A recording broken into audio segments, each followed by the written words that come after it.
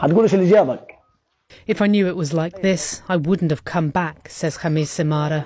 Si tu n'étais pas déjà méfiant envers CNN, tu le seras certainement à la fin de cette vidéo. Quand il s'agit de journalisme, le choix des mots est primordial. Et cette vidéo publiée par CNN utilise une propagande très subtile qui, en réalité, sert les agendas de Trump et de Netanyahou.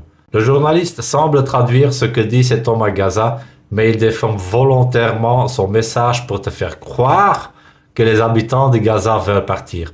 Le reporter affirme que l'homme dit « Si nous avions su que c'était comme ça, nous ne serions pas revenus. » Mais ce qu'il dit réellement juste avant cette phrase est « Tu dirais, qu'est-ce qui te ramènerait ici ?»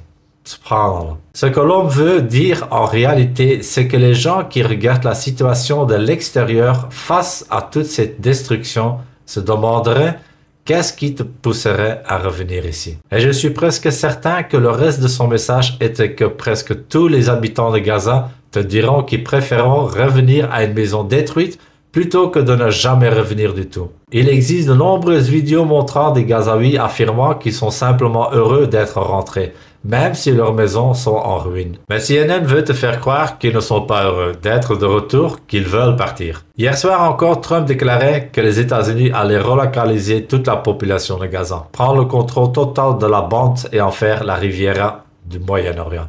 Il a même précisé qu'il allait relocaliser définitivement les habitants de Gaza. Et maintenant, les grands médias essaient de convaincre les Américains et les Européens que les Gazaouis seraient d'accord avec cette idée, qu'ils veulent partir après avoir vu toute cette destruction. Mais ils savaient déjà que c'était aussi grave. Ils étaient à Gaza. Ils ont littéralement vu la destruction de leurs propres yeux.